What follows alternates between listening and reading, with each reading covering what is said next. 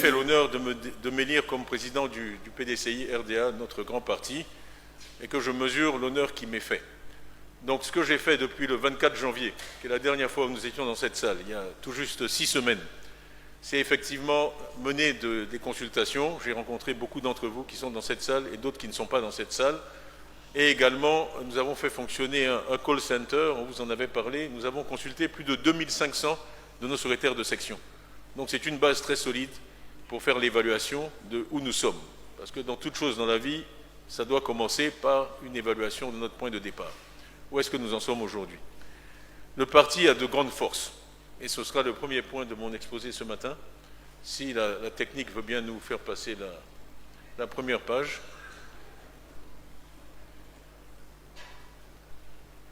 Messieurs, on vous attend.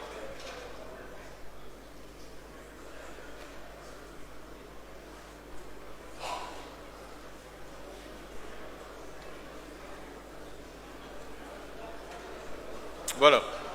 Donc les forces du parti. Clairement, il faut qu'on fasse de la technologie une des forces du parti. On n'y est pas encore.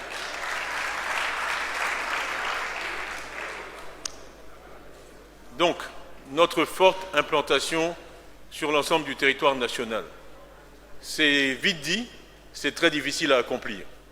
C'est le résultat du travail de plusieurs générations de militants qui se sont consacrés à maintenir la vie du parti partout en Côte d'Ivoire. C'est un atout que tout le monde nous envie et dont il ne faut pas sous-estimer la valeur et qui doit servir de base à nos réflexions. Le point suivant, et ça c'est un compliment pour vous tous qui êtes dans la salle, c'est une solidité et une résilience extraordinaires.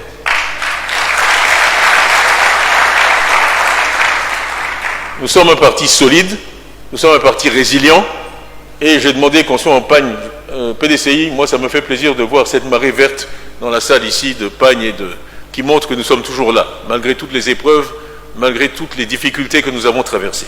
Un point important pour moi qu'il faut toujours souligner. Le point suivant qui est extrêmement important, c'est une culture profondément enracinée de dialogue et de paix. C'est peut-être une de nos contributions principales à notre pays. C'est que notre pays a été fondé par un parti qui croit dans le dialogue, pas seulement dans le discours, mais dans les actes, et qui croit dans la paix comme une valeur. C'est fondamental. Le point suivant, enfin, c'est ce que je décris peut-être dans un vocabulaire plus moderne comme un capital de sympathie auprès des Ivoiriens, qui nous sont reconnaissants d'avoir fondé ce pays, ce beau pays. Et je vais faire un commentaire ici qui sera peut-être pas bien reçu par tous. Mais le régime actuel date de 2011, c'est-à-dire que les enfants de ce régime ont au maximum 13 ans. Donc tous les Ivoiriens de plus de 30 ans sont les produits du système éducatif mis en place par le PDCI.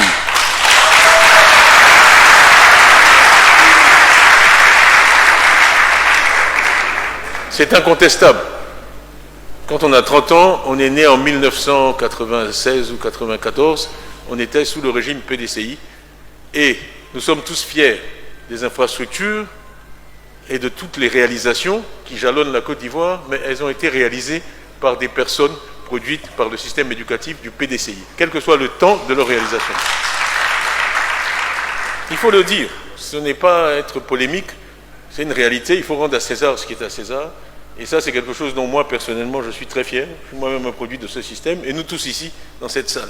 Si le PDCI n'avait pas fait le pari qu'il a fait sur l'éducation, il n'y aurait rien à construire, et il n'y aurait personne pour contrôler les travaux, exécuter les travaux, concevoir les plans. Donc ça, c'est un cadeau, un héritage que nous avons apporté à la Côte d'Ivoire et qui n'est pas à sous-estimer. Donc tout ça, c'est sur le côté positif du bilan. Bon, maintenant, ce qu'il y a aussi, c'est que toute œuvre humaine est perfectible. Donc il y a des opportunités d'amélioration. Et c'est ce que j'ai essayé de regrouper dans les pages suivantes.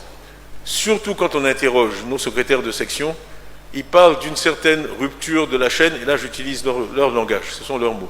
Une rupture de la chaîne entre la base et les cadres. Ce n'est pas nouveau, je pense que tous les partis dans le monde ont ce constat.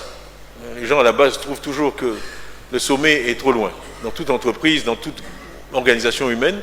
Mais cela dit, il faut quand même prendre ça en compte et essayer de prendre des mesures pour rapprocher la base et le sommet dans tous les cas. Le point suivant qui revient aussi, c'est l'absence d'un projet commun formulé, explicité, depuis longtemps.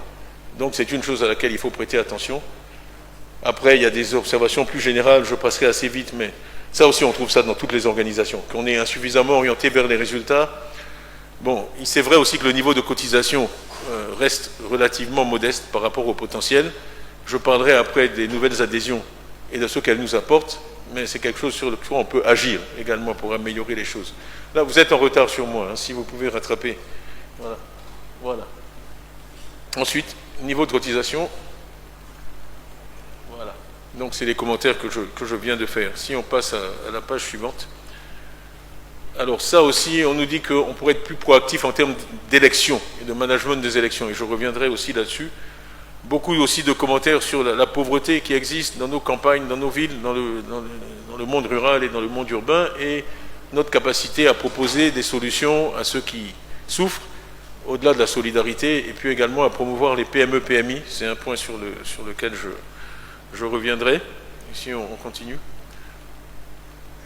Et aussi qu'on a un potentiel au niveau de la diaspora qui pourrait être plus activement mobilisé, et c'est quelque chose sur lequel on va aussi revenir. Donc, finalement, ayant fait ce bilan avec les forces qui sont énormes et certaines opportunités d'amélioration, la question c'est comment est-ce qu'on avance en s'appuyant sur les forces, mais aussi en trouvant des solutions aux difficultés et aux obstacles qui sont identifiés. Donc, ce qu'on propose, c'est une nouvelle approche, avec un accent plus fort sur les districts et les régions. Le deuxième point, c'est vraiment le développement d'un projet commun. Ça, vous avez vu que c'était aussi un des sujets pour notre base. Et puis ensuite, une certaine évolution des structures existantes. Donc, je vais prendre ces points dans l'ordre et puis les couvrir. En commençant donc par les districts et les régions. L'objectif ici, et c'est l'objectif que vous m'avez tous donné, vous ne m'avez pas vraiment demandé mon avis, mais à Yamoussoukro, qui est de mettre le parti en ordre de bataille pour l'élection 2025. Donc, ça a été le premier objectif dans la réflexion, c'est le mandat qui m'a été donné. Et je suis ici pour vous rendre compte de ce qu'on fait sur ce plan-là. Le deuxième, c'est vraiment d'avoir une structure organisationnelle, qu'on soit d'accord avec elle ou pas, mais qui est alignée sur le découpage électoral et administratif du pays. Parce qu'à la fin de ce processus, on va à une élection, donc c'est important que notre organisation et la structure reflètent la carte administrative du pays, avec des responsabilités claires et des objectifs précis qui permettent donc un suivi régulier. Alors, si on prend ensuite la carte de Côte d'Ivoire que vous connaissez tous, on a donc 14 districts, et ce que nous proposons, c'est de mettre en place, en tout cas jusqu'à 2025, jusqu'aux élections, une capacité d'action par district, et que je vais détailler ensuite. Avec, sur la page suivante, un sujet que j'ai discuté avec beaucoup d'entre vous, qui est où est la population dans notre pays. Moi, je crois que la démographie, c'est une considération très importante dans toutes ces réflexions stratégiques. Où vivent les Ivoiriens? Dans les 14 districts. Ça, c'est le recensement donc, de 2021. Il totalise 29,9 millions d'habitants. Donc, où sont-ils? 6,3 pour Abidjan. Si tout le monde peut voir, 6,3 pour Abidjan, le district d'Abidjan, qui est le premier. Suivi par les montagnes. Ça, c'est quelque chose qui n'est pas toujours perçu. Je disais aux gens dans la salle au hasard, quel est le deuxième district le plus peuplé? On ne dirait pas nécessairement les montagnes. Eh bien, ce sont les montagnes, à l'ouest là-bas. Ensuite, à égalité, plus ou moins, on a le Sassandra Maraoué et le Bas-Sassandra, avec 2,7 millions chacun. Si vous pensez qu'à l'indépendance, le pays avait 3 millions d'habitants, ça vous donne un peu l'idée du poids de ces régions. Quand on dit 3 millions, 2,7 millions, c'est ce que la Côte d'Ivoire était en 1960, dans chacun de ces endroits. Bon, le Godjibois, 2,1 millions. Donc souvent je regroupe ces quatre, ça fait 10,5 millions, 11 millions. Et ce n'est pas toujours perçu qu'il y a un tiers des Ivoiriens qui vivent dans ces 4 districts. Et si vous ajoutez Abidjan, vous êtes quasiment à 17 millions, c'est quasiment toute la population. Et les autres étant beaucoup moins peuplés, les lagunes à 2 millions, Lac à 1 million, Vallée du Mandama 2 millions, Dinguélé 400 000, Savane 2,1 millions, Woroba 1,1 million, Zanzan 1,3 million. Bon, en gros, on sait très bien qu'il y a eu une énorme migration avec la boucle du cacao de l'Est vers l'Ouest. Donc il y a beaucoup de populations qui viennent de l'Est du pays qui sont installées là-bas. Et c'est un gros sujet. Et je vais revenir sur un point que j'ai fait quand j'ai rencontré les populations de l'Ouest et qui a fait l'objet de certaines polémiques, qui est donc l'histoire des 12 millions d'électeurs. Parce que je suis parti des 30 millions d'Ivoiriens, on a cru que j'avais oublié qu'il y a 6 millions d'étrangers dans les 30 millions. Je voulais simplement aller vite ce jour-là parce que j'ai quand même fait le recensement de 98 entièrement en tant que ministre du Plan, donc je n'ai pas la mémoire si courte que ça. Donc je sais qu'il y a 6 millions dans les 30 millions, mais ce n'est pas le point le plus important. Le point important, c'est les 24 millions d'Ivoiriens en 2021. Okay? Et on a 8 millions sur les listes électorales. On me dit, je vais trop vite, il faut que j'explique ça lentement. Donc je vais essayer d'expliquer lentement. On a 8 millions d'Ivoiriens inscrits sur les listes électorales. Ça fait 33% de la population ivoirienne, de nationalité ivoirienne. Ça, c'est un chiffre qu'on peut comparer à ce qu'il est dans d'autres pays. Okay? Donc, au Sénégal, ce chiffre est de 53%. Au Bénin, il est de 49%. Au Togo, il est de 44%. Au Libéria, il est de 37%. Donc, à 33%, nous sommes en dessous de tous ces pays-là. Donc, la question de la taille du corps électoral est réelle. On doit se la poser. Et donc, ensuite, pour dire, mais qu'est-ce qui est acceptable? Et si vous regardez l'évolution de la population qui croît très vite chez nous, à peu près à 3% par an, nos 24 millions de 2021 seront 27 en 2025. En 2024, pardon. Oui, 2025. 27 millions, prenez ça comme population ivoirienne en 2025. Et si vous prenez 40% de ça, ça fait 11 millions.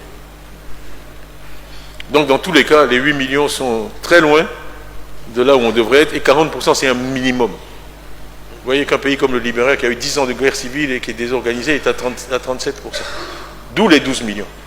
Et j'ai consulté Jean-Marie Akeboué, que beaucoup d'entre vous connaissent, qui pour moi est un des meilleurs spécialistes de la carte électorale de notre pays, et il me dit qu'il est arrivé au même chiffre par ses analyses à lui. Donc je crois que prendre ce chiffre de 12 millions comme objectif, c'est important. Ça ne veut pas dire qu'il ne faut pas travailler sur les 8 millions. On a tous le diagnostic, la nécessité de réformer la CEI, la nécessité d'avoir un audit des listes électorales telles qu'elles existent, mais il ne faut pas se laisser enfermer dans un dialogue sur les 8. Parce qu'on sait tous que c'est problématique. Donc vraiment cet objectif, et c'est aussi la philosophie de l'organisation qu'on propose ici, c'est d'arriver à un enrôlement massif. Je ne sais pas où est Blessy, est-ce qu'il est là? Voilà, il est là. Maître Blessy, c'est lui qui a fait beaucoup de travail là-dessus, il a partagé ses notes avec moi, etc. C'est un sujet, on sait tous que c'est un problème d'état civil. Hein, il faut donner aux gens des pièces, que ce soit des extraits d'actes de naissance ou des jugements supplétifs, et ensuite les aider à obtenir un papier d'identité et à s'enregistrer sur les cartes électorales. C'est pas facile. On sait qu'on ne nous facilitera pas la tâche, mais je crois aussi que ce discours-là, il est audible à l'extérieur. En tout cas, c'est un discours que je tiens avec nos partenaires au développement, et ils comprennent tous que la crédibilité des élections, c'est une condition pour la démocratie. Et que si on conduit une élection où le corps électoral ne reflète pas la nation, on a un problème de crédibilité à la sortie, et je pense que sur ce thème, on a beaucoup de soutien, et donc on va continuer à pousser là-dessus. Alors, quelles sont les missions des hauts représentants? C'est la page suivante, s'il vous plaît. C'est donc de représenter le président du parti dans chacun des districts, ça c'est évident, mais c'est aussi en général d'organiser la vie du parti en œuvrant...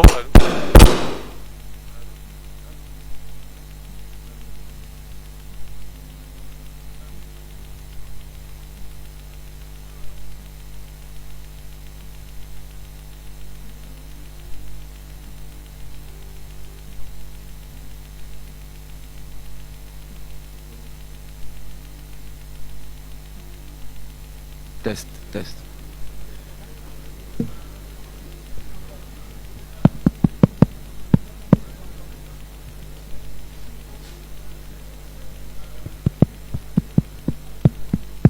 Allô? Ça passe pas. Allô? Allô? Allô?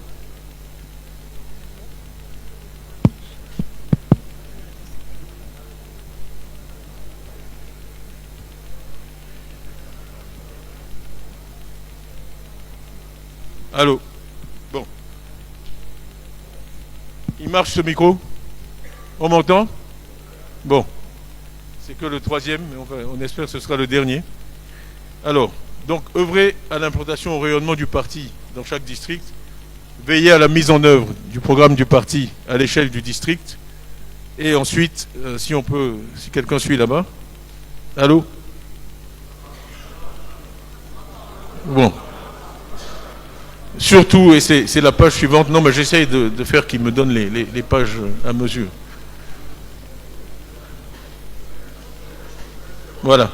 Donc, veiller à la mise en place du personnel politique, ça aussi c'est un point qui revient. Il semble qu'il y a quand même beaucoup d'endroits où les délégués sont soit vacants, soit décédés, n'ont pas été remplacés. Donc il faut vraiment faire ça systématiquement. Et ça va être la responsabilité dans chaque district que les effectifs soient au niveau où on les attend, que tous les postes soient occupés. Et ensuite, c'était le point que je faisais plutôt, l'aspect électoral, s'assurer qu'on enrôle le maximum de gens, qu'ils ont des papiers, qui peuvent exercer leurs droits civiques et voter, et choisir, en tout cas en 2025, le président du pays, et ensuite les autres structures de direction du pays. Si on peut avoir la page suivante, que j'ai déjà couverte, voilà, coordonner les activités relatives aux élections, et puis faire toute proposition pertinente, parce que l'avantage d'être au contact du terrain, comme ces équipes-là seront, c'est d'écouter et d'être capable de faire remonter les informations et les idées et les suggestions, et on sera à l'écoute. C'est vraiment ce qu'on souhaite faire. Donc, maintenant, je vais vous dire qui sont les 15 hauts représentants, parce qu'il y en a 14 pour la Côte d'Ivoire et 1 pour la diaspora. Donc, en commençant, je dirais à tout seigneur, tout honneur, par Abidjan, avec Abi Raoul.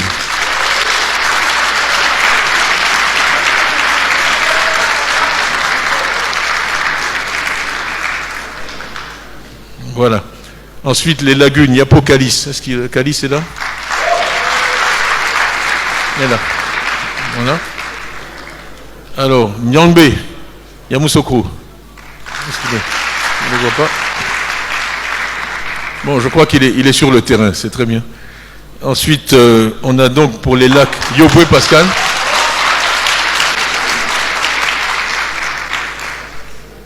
Ensuite, la vallée du Bandama à Maître Blessy.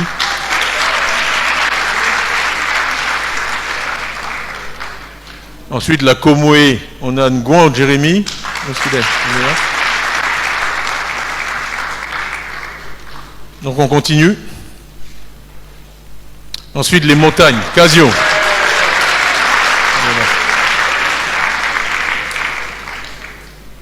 On continue.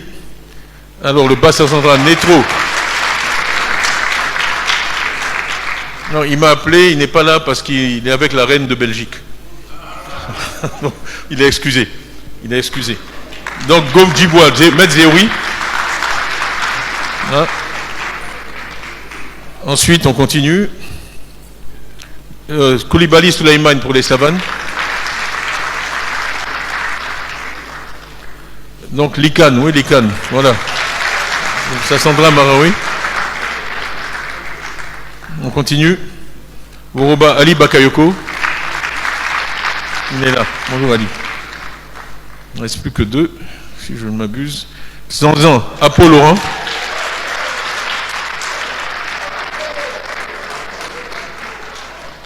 Voilà, on continue. Le Dengele, Diarasuba Seydou. Il est là, ça va. Bien. On n'a pas eu la photo, donc il nous faudra ça pour nos archives. Bon. Ensuite, Copie Nestor pour la diaspora. Voilà. Donc, tout le monde est important au parti, mais d'ici à 2025, ces 14-là vont, 15, pardon, 14 plus 1, vont être extrêmement importants. Et on fonde beaucoup d'espoir sur vous. On fonde beaucoup d'espoir sur moi, moi je fonde beaucoup d'espoir sur vous, pour vraiment conduire ce processus.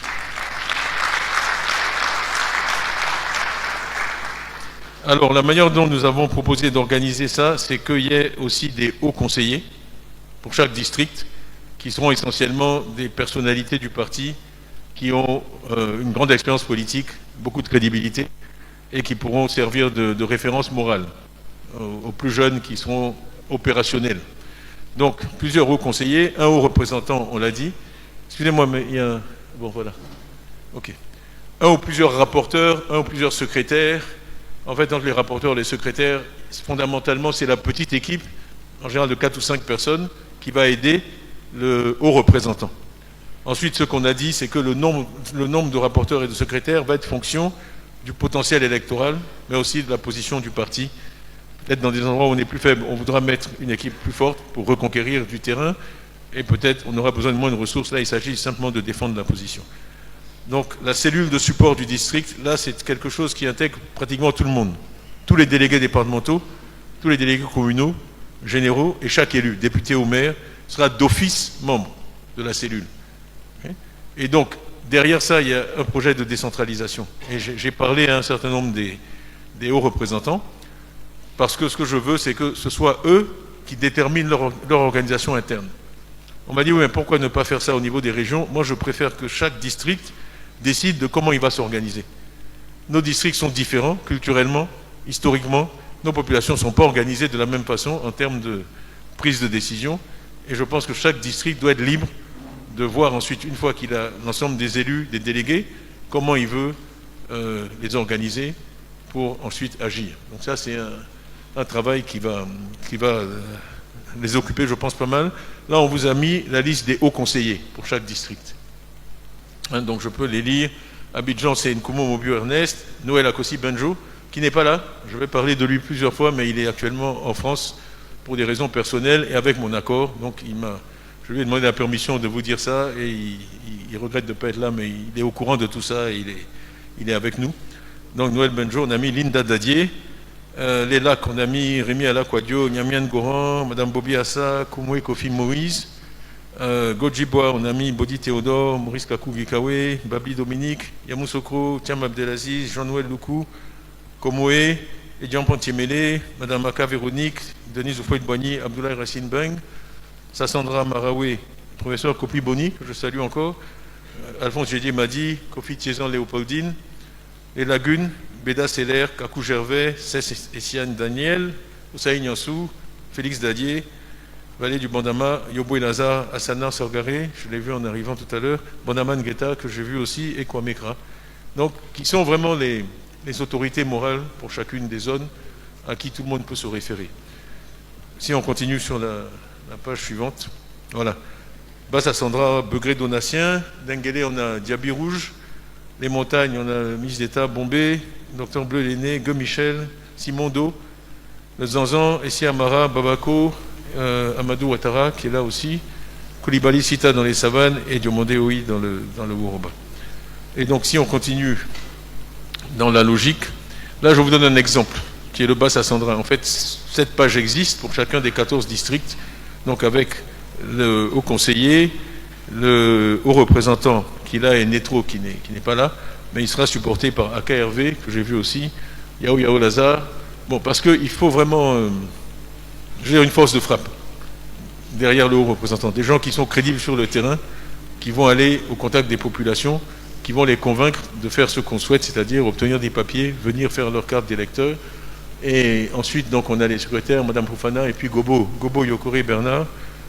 Gobo, lui, il a travaillé avec moi au BNET, je le connais bien. Et la cellule, c'est tout, en fait, tous les élus du district. Vous allez voir, en fait, les cellules, en gros, c'est autour de 30 personnes, à peu près. Une équipe de 30 personnes par district. Et ce sera à eux de s'organiser, de voir comment ils veulent gérer les zones.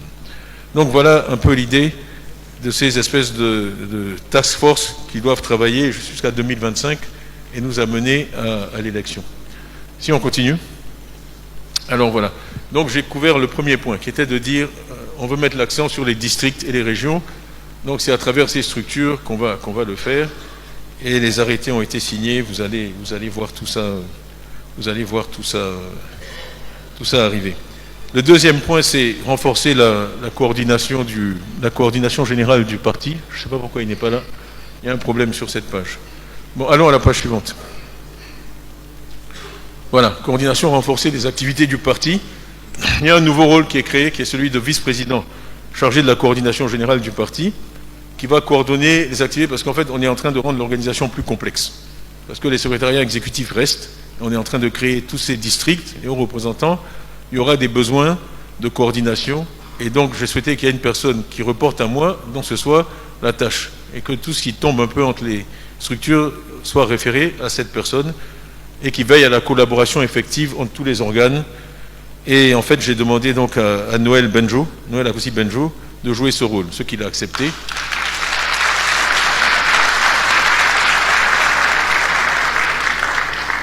Donc c'est un homme que vous connaissez tous, qui est un homme d'expérience, et aussi j'apprécie le fait qu'il apporte quand même son expérience du privé, d'entreprise et du management d'organisation assez complexe. Donc il va savoir comment naviguer entre toutes ces entités qu'on a créées. Donc ça, c'est un des rôles qu'il va jouer. Vous allez voir, il en jouera encore d'autres par la suite. Donc ça, on a couvert les districts, on a parlé de la coordination. Le point suivant qui est stratégique, c'est celui des nouvelles adhésions. Je vais couvrir rapidement, mais qui est vraiment... C'est en partie, c'est l'acquis, mais c'est aussi la vie. Il faut qu'on ait du sang nouveau, il faut qu'on soit capable d'attirer des Ivoiriens. Ça, c'est une bonne mesure du succès. Un parti qui n'arrive pas à attirer de nouveaux membres, c'est un parti qui, petit à petit, va mourir. Donc c'est quelque chose que je veux suivre et que je suis déjà. Vous avez vu, peut-être j'étais à Port-Boué le 2 mars. Bon, c'est quelque chose où je m'implique personnellement parce que c'est important pour l'avenir du parti. Donc, j'ai le plaisir de vous dire l'opération qu'on a lancée le 16 janvier. On a eu 4000 nouveaux adhérents en 7 jours avec plus de 60% de moins de 50 ans. Et il faut vraiment les voir. Les gens viennent, ils s'assoient sous les tentes, il fait chaud, c'est difficile, ils font la queue et puis ils nous donnent leur argent. C'est quand même quelque chose de remarquable. Ils nous font vraiment confiance. Et bon, après, c'est à nous de mériter cette confiance. On a dépassé maintenant les 8000 adhérents. J'ai vu Séraphin. Séraphin est là, c'est lui qui s'occupe de ça de très près. 8000, franchement, c'est pas mal. Ça, c'est simplement sur Abidjan. Donc, on est parti là à Port-Boué. Je ne sais pas. Et nous, on va avoir combien à Port-Boué? Combien? 4000 à 5000, dit Port-Boué. Bon.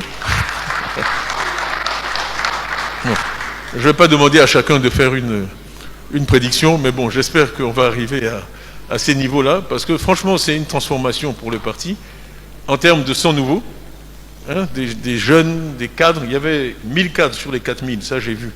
Donc des gens qui vraiment peuvent contribuer, sur qui on peut s'appuyer, c'est une nouvelle ressource pour le parti. Mais aussi, en termes financiers, je ne sais pas où est mes sous, mais c'est pas négligeable, hein, la contribution de ces cotisations. Et surtout, elles sont récurrentes, si on arrive à les motiver. Donc, c'est des ressources sur lesquelles on peut compter d'année en année où on est dépendant de personne, à part de nos militants. Donc, vraiment, c'est une priorité pour moi. Et j'ai demandé au vice-président Ezalé, qui va rejoindre mon cabinet, avec cette responsabilité particulière, de s'occuper de ce sujet et de s'assurer qu'on a les chiffres qu'on veut. Donc, pas de pression, Georges, mais bon, tout le monde te regarde. Ça va être une mission importante. Donc, voilà, pour les nouvelles adhésions, je vais parler un peu du programme maintenant. Si on peut avoir la page suivante. Le développement d'un projet commun. On peut passer à la page suivante également. Voilà. Donc, ce qu'on a fait, en fait, c'est des groupes de travail. Bon, je sais qu'on a les commissions nationales techniques, mais on a essayé de synthétiser, de remonter à un niveau un peu plus élevé, avec 5 ou 6 thèmes. Okay. Donc, le premier, c'est le capital humain. Donc, j'ai fait mon commentaire d'ouverture sur l'éducation, la priorité que le PDCI met là-dessus. Pour moi, s'il y a 2 choses qui devaient définir notre parti, ce serait le capital humain et puis la paix. On commence par l'homme, la personne, au centre de tout ce qu'on fait. C'est la philosophie du parti depuis toujours, puis le président Oufoué, poursuivi par le président Bédier. Donc c'est vraiment travailler sur le capital humain, la santé et l'éducation. La santé et l'éducation en Côte d'Ivoire. Ensuite, il y a beaucoup de questions de société. On va revenir là-dessus plus en détail. Les nouvelles technologies, qui sont un point extrêmement important.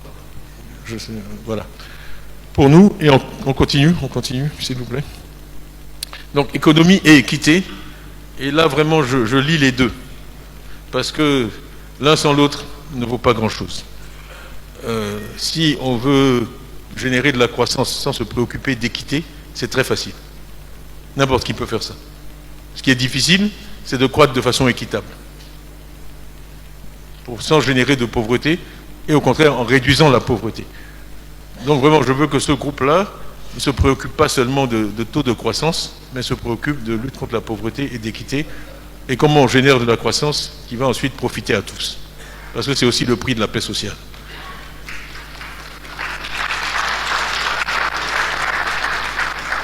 Bon. Développement durable, c'est important. On ne peut pas se développer simplement en consommant des ressources. Ce qui est arrivé à la forêt, c'est malheureux. Et derrière ça, il y a des questions de productivité. Et trop souvent, on s'est concentré sur la production. Si vous accroissez la production sans améliorer la productivité, vous consommez des ressources. Et à un moment ou à un autre, vous n'avez plus de terre, vous n'avez plus de forêt, et vous êtes au bout de la coursette à la frontière de la Guinée, et puis vous commencez à aller faire du cacao en Guinée. C'est ce qu'on voit aujourd'hui. Donc le développement durable, il doit se faire à l'intérieur des frontières dans la qualité. La qualité du développement, ce n'est pas juste la quantité. C'est la qualité du développement et il doit être soutenable. Ensuite, j'ai mis paix et sécurité, dans notre frère Youssouf Bamba, parce que sans paix à l'intérieur ni paix à l'extérieur, on ne peut rien construire, et que ça doit vraiment être l'objet d'une réflexion particulière, parce que j'ai dit, pour moi, la Côte d'Ivoire n'a pas d'autre option que d'être en paix avec ses voisins. On n'a pas d'autre option que d'être en paix avec nos voisins. Parce que ça a toujours été la philosophie du PDCI, et ce n'est pas facile, ça ne va pas de soi. Ça demande des efforts, ça demande des concessions. Parce que si on veut toujours gagner, à la fin on finit par tout perdre. Ce qui dure, c'est des arrangements où chacun gagne. Et que si, le président Oufoué qui a dit on ne peut pas être une oasis dans le désert, c'est une vision à court terme, et à la fin c'est le désert qui va gagner. Donc il faut qu'on trouve des moyens de coopérer avec nos pays voisins pour qu'on ait des activités dont eux aussi profitent. À ce moment-là, ils resteront chez eux, nous aussi on sera chez nous heureux, mais on ne peut pas arrêter la misère avec des murs, on ne peut pas arrêter la misère avec des armes. Et ici il y a la misère chez votre voisin, un jour ou l'autre, elle va venir vous contaminer. Donc on ne peut pas vivre sans se préoccuper de ce qui se passe chez le voisin. Un jour ou l'autre, ces problèmes vont vous rattraper. C'est aussi simple, on partage le même espace géographique, bien souvent ce sont les mêmes peuples, bien souvent ce sont les mêmes langues. Donc comment on va se séparer d'eux? Qu'est-ce qu'on va construire un mur?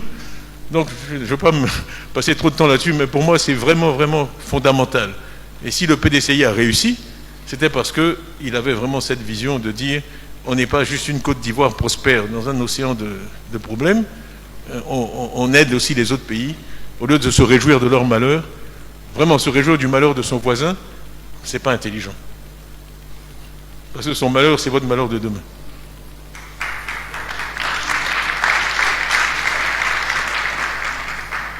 Donc, voilà un peu le genre de choses. Après ça, les personnes, on a désigné un certain nombre de leaders des groupes de travaux, et j'ai demandé aussi à Benjo de coordonner tout ça, parce qu'à la fin, tous ces problèmes sont liés. Si on les prend par isolation, on écrit des rapports, mais qui ne forment pas un tout cohérent. Donc c'est important qu'il y ait quelqu'un qui assure que tout ça tient la route et qu'on ne prévoit pas des choses qui sont incompatibles dans les différents groupes de travail. Donc ça, c'est ce qu'ils vont faire. Je vais passer plus rapidement sur les détails, parce qu'on a détaillé en fait un peu les thèmes dans chaque groupe. Si on prend le capital humain, donc santé, éducation, j'ai dit démographie, les femmes, c'est un peu le même sujet. Parce que la démographie et les femmes, franchement, c'est un peu la même chose. C'est les mères, et puis combien d'enfants elles ont, combien d'enfants elles souhaitent avoir, en bonne santé, dans des conditions de sécurité, planning familial, tout ce qui est sport et loisirs, avec une population aussi jeune que la nôtre. Je ne vais pas revenir sur la Cannes, mais le sport et les loisirs, c'est important. Le deuxième, qui est un bloc, moi, qui me tient aussi à cœur, c'est tout ce qui est autour des droits humains, des droits de l'homme, de la société, de la justice. La raison pour laquelle je suis allé chez GESCO, c'est pour ça. Parce que je pense que les droits de l'homme, c'est aussi la base de tout, que les gens ont des droits et qu'il faut les respecter. Donc mener une réflexion sur toutes les questions de justice. On ne peut pas avoir une société civilisée, c'est-à-dire en paix, où les gens ne se tuent pas les uns les autres si on n'a pas de justice. Il faut une justice qui fonctionne, il faut une justice qui est équitable et qui est reconnue comme équitable par tous. Il faut que la sécurité de chacun soit garantie. Il faut que les droits de l'homme soient respectés. Et bon, j'ai dit à GESCO que chaque personne qui vit quelque part sur cette terre a des droits, c'est vrai. C'est reconnu universellement par toutes les conventions internationales. Et donc il faut respecter ces droits-là. La diversité et l'inclusion, pour un pays comme le nôtre qui est aussi divers, c'est fondamental. Trouver des moyens de vivre ensemble, tout en respectant les traditions de chacun, la diversité de chacun. Au contraire, c'est bien, parce que ça rend tout le monde plus riche. Parce que chacun emprunte. Il n'y a pas de meeting en Côte d'Ivoire aujourd'hui où on ne demande pas les nouvelles. On ne demandait pas les nouvelles dans toutes les ethnies de Côte d'Ivoire, mais c'est quelque chose que tout le monde a emprunté, parce que c'est une bonne idée. Et les Anglais disent la forme la plus accomplie de flatterie, c'est l'imitation. Donc quand les gens vous imitent, c'est de la flatterie, c'est très bien. Donc les gens imitent, chacun prend des traditions chez l'autre, on mange du riz partout maintenant, on mange de la tiaké partout, c'est très bien. Donc la diversité, et voir ça comme une force, pas comme un problème. Bon, équilibre régional, décentralisation, j'en ai parlé. Même cette évolution du PDCI, pour moi, va dans le sens de la décentralisation. Il faut décentraliser, il faut permettre aux gens de choisir et de définir leur mode d'organisation eux-mêmes. La réforme de l'État, ça va de pair avec la décentralisation, parce que ça veut dire aussi qu'il faut qu'il y ait une décentralisation des moyens. Là, je parle sous le contrôle du ministre Bombé, mais décentraliser les obligations, les charges, sans décentraliser les moyens, ça ne marche pas. Donc, il y a vraiment une vraie réflexion à mener. Trop souvent, les maires sont démunis face au sous-préfet ou au préfet. Si vous regardez les équipes, la disproportion des moyens, pour moi, c'est l'élu qui doit primer. Et s'il y a une allocation des moyens, elle doit d'abord aller à l'élu, pas à celui qui est nommé. Donc il y a vraiment des réflexions à mener sur la réforme de l'État et comment faire avancer. Bon, les médias, vous êtes là, je vous salue. Le rôle des médias dans la société, c'est fondamental. Il y a aussi des réflexions à mener en liaison avec les questions de culture. Bon, les nouvelles technologies, qui est un peu le thème suivant, c'est aussi vraiment important. C'est là où peut-être on est le plus vulnérable en tant que pays en développement. Parce que là où l'avance des pays développés croît le plus vite, c'est vraiment sur les technologies qui sont directement liées au capital intellectuel. Et on a des matières premières, on a tout ça, mais en termes de capital intellectuel et de quantité, on est encore en déficit. Et si vous prenez un thème comme l'énergie, les États-Unis sont sur le point d'avoir l'énergie la moins chère du monde. Quand vous avez le pays le plus riche du monde, qui a l'énergie la moins chère du monde, comment vous faites pour le rattraper? Et ces avancées technologiques font que l'écart, aussi bien en termes de finances, d'agriculture, se creuse au lieu de se réduire. Et donc, on n'a pas le choix de se dire, on va juste prendre leurs technologies, on va juste les importer, on va juste les acheter, parce que la copie est toujours moins bonne que l'original. La meilleure technologie, c'est celle que vous avez développée vous-même, à travers la compréhension de vos besoins, l'analyse de vos besoins, et puis le développement de solutions originales. Ce n'est pas des solutions qui ont été développées dans le Middle West qui vont venir ici tout révolutionner. Donc vraiment l'innovation et puis la réflexion, je pense que c'est un thème important et on va faire des propositions là-dessus. Donc économie et équité. Je vais essayer d'aller plus vite. Le secteur privé, les PME, l'emploi des jeunes, oui, c'est important parce que ce sont les PME qui créent les emplois. Le secteur public, je vais passer, il y a tous les sujets, vous pourrez voir ça dans les documents. Le dernier point, moi, il me tient à cœur aussi, qui est le développement de l'épargne intérieure et de ressources financières à long terme dans l'économie domestique. On ne peut pas se développer uniquement en empruntant à l'extérieur.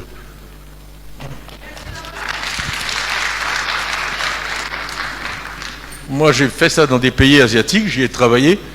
Quand j'étais CEO de Prudential, Prudential avait 200 000 agents d'assurance rien qu'en Indonésie. Okay? C'était un des pays que je supervisais. Et quand vous avez une population jeune, vous pouvez avoir des systèmes de retraite à long terme. Parce que vous êtes en phase d'accumulation, ces gens sont jeunes, ils ne vont pas à la retraite, et il ne faut pas gaspiller. Il faut prendre ces ressources-là. Moi, j'ai fait ça. Au Vietnam, on avait 40 000 employés. Bon, une des choses que je faisais, on collectait ces petits ruisseaux-là, on en fait des grosses rivières.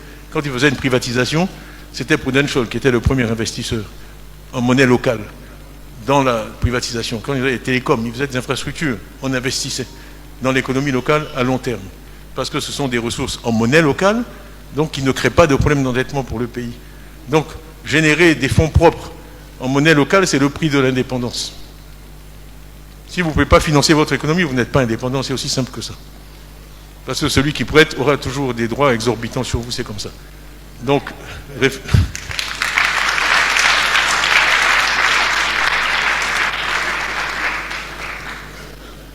développement de l'épargne et de ressources à long terme générées dans et par l'économie nationale. Ce n'est pas un luxe, c'est une nécessité. Alors après, je parle un peu de pauvreté, productivité agricole, j'en ai parlé. Bon, urbanisme, logement, tout ça, c'est aussi lié à la démographie. Enfin, il y a vous connaissez toute la déclinaison de ces thèmes jusqu'au foncier, au tourisme. Mais je vais continuer. Passons au thème suivant. Allons au cinquième.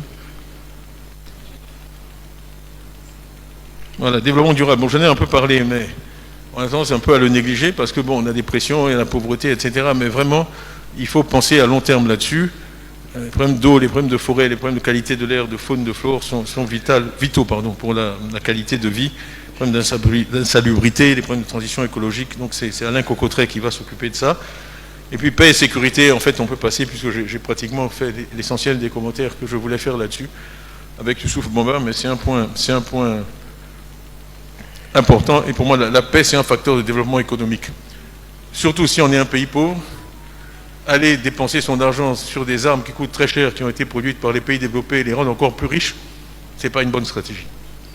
Donc la paix, c'est ce qui permet de ne pas avoir à faire ce genre de dépenses. Donc c'est une stratégie intelligente. Ce n'est pas juste un principe, c'est une nécessité. Si on veut contrôler son destin et pas dépenser tout le peu de ressources qu'on a en armes et en moyens de défense. Et pour ça, c'est un discours qu'il faut tenir aussi aux autres pays. Quand le président Oufoué a fait le conseil de l'entente, ce n'était pas un hasard. Que l'entente, ça fait économiser de l'argent. Les palabres, ça fait dépenser de l'argent. Donc il faut s'entendre, vivre en bonne intelligence, ça permet à tout le monde de dépenser moins sur les dépenses de défense, et on peut tous investir dans le développement à long terme. Donc voilà. Alors, le dernier point que je voulais couvrir avec vous, c'est en fait les ajustements des structures existantes. Si on peut continuer. Voilà. Donc avec le secrétariat exécutif, le collège des vice-présidents et mon cabinet. Donc au niveau du secrétariat exécutif, on va faire un changement avec donc un nouveau secrétaire exécutif en chef. Si on peut avoir le slide. Le suivant. Allez, voilà.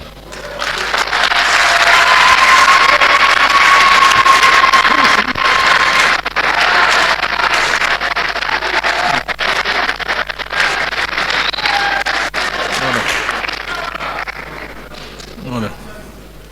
Bon, donc vous voyez qui c'est, mais il a 3 adjoints que vous pouvez saluer également. Véhi Bernard, qui est là. Merci. Une dame, Manon Geneviève, c'est quoi, on m'entend pas? Et Soumaïla Bredoumi, qui est là aussi. Voilà. Qui garde le porte-parole là. Si vous regardez le secrétariat exécutif, il y a 2 types de fonctions. Il y en a qui sont plutôt tournés vers la vie du parti, gestion des structures, etc. Et puis d'autres qui sont plus tournés vers l'extérieur, en relation avec le secteur privé, etc. Donc on a divisé les deux. Et je pense qu'on a une bonne équipe là. On a aussi pris en compte l'équilibre régional et des choses. Et aussi les gens, on est content d'avoir une femme. On aurait voulu en avoir plus, mais bon, c'est un début. J'avais dit que j'essaierais de faire la promotion des femmes, on s'y emploie. Donc Madame Manon, merci d'avoir accepté. Docteur Véhi aussi Bernard, merci d'avoir accepté. Et Bredoumi Soumaïla, merci d'avoir accepté. Vous savez, quand vous faites ces choses-là, il y a toujours un moment délicat. C'est quand vous proposez et puis vous attendez si les gens vont dire oui ou pas, ou non, c'est pas obligatoire. Donc je leur suis reconnaissant d'avoir accepté de continuer à servir le parti dans ces rôles. Donc on va vous passer rapidement la liste des secrétaires exécutifs. Voilà. Donc on a vous pouvez les applaudir, Koumou Mobio, Evo Jacques, Jean-Marc Yassé, Jean-Louis Billon, qui a communiqué ses excuses, il dit qu'il est à Cotonou aujourd'hui, donc il ne pouvait pas être là.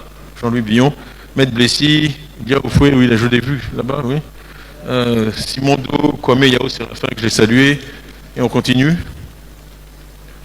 On continue, la page suivante, s'il vous plaît. Voilà, donc Mathias, Yapo Kalis, Koulibaly Doulaye, est-ce qu'il est là? Je ne l'ai pas vu. Non. Voici le noir. Vous connaissez tous ces noms. On a une autre dame, Madame Di, au niveau des femmes. Voilà. Notre aîné Kwame Kra, qui a aussi une fonction importante en plus des autres sur la diaspora et les militants de l'extérieur. Merci encore. Continuez. Voilà, donc les nouvelles technologies, j'en ai parlé. On a Madame Diaye à la cohésion, solidarité, quoi. On m'entend pas, si, je crois qu'on m'entend. Ouais, merci. Bon, Papa Nouveau sur les confessions religieuses. Quadio Martin qui s'occupait déjà de la chefferie. Guessin Eugène sur le Parlement. Et je crois qu'avec ça, on a fini. Donc voilà l'équipe.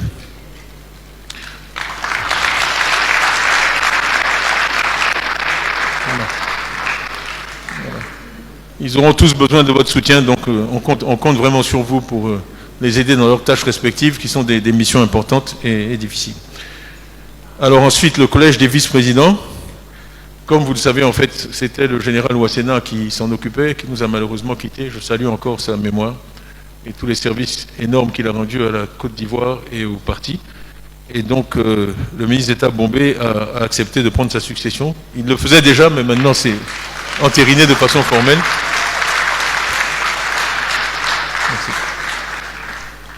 Et Georges Ezali, comme il n'est pas assez occupé, on a ajouté encore une autre à ses fonctions. Voilà. Il va être vice-coordonnateur. Voilà. Enfin, le dernier volet, c'est mon cabinet. Voilà.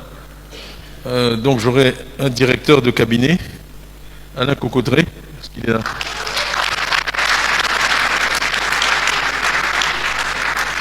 Je ne le vois pas, est-ce qu'il est là? J'ai quelque chose à lui dire. Oui, oui, oui. Première mission, la prochaine fois que je parle, que les micros fonctionnent. Donc maintenant j'ai quelqu'un à qui déléguer ces choses-là. Voilà. Donc Alain, ça va être pour toi. Bon, j'ai gardé les conseillers spéciaux, Kwame Kra, Kwasi Yao, Nyamke Kofi, qui va rejoindre mon équipe. Je vais mentionner Jean-Marie Akeboué parce que c'est vraiment un maître en matière d'élection et de ces questions-là. Donc j'espère pouvoir compter sur sa collaboration. Hervé Ali a accepté de rejoindre l'équipe. Je ne sais pas s'il est là. Hervé Ali, il est là. Voilà. Il a accepté de rejoindre l'équipe. Bon, Youssouf Bamba, qu'on ne présente plus. William Aldo, qui a eu un décès récemment, mais qui s'occupe beaucoup de société civile. Parce que si on doit gagner l'élection, on ne peut pas la gagner seulement avec le PDCI. Donc vraiment, tout ce qui est relation avec la société civile est important dans tous les cas. Pour aussi être au contact de la société, savoir un peu ce que les gens pensent au-delà du parti, quelles sont leurs préoccupations. Alexis Nguessan, je l'ai vu quelque part, Alexis, il est là. Il va s'occuper des nouvelles technologies. C'est un entrepreneur et c'est son domaine, il est dans le privé, donc il est très bien pour ça. Alors mes deux protocoles qui ont du pain sur la planche, donc Rennes et Jean-Charles, et puis la communication qui a aussi du pain sur la planche, Gustave Nguessan. Donc voilà, on arrive vraiment au terme de l'exposé que je souhaitais faire ce matin. Si on récapitule, il y a vraiment un effort pour organiser le parti sur une base géographique, de manière à ce qu'il soit plus proche du terrain, plus proche des militants.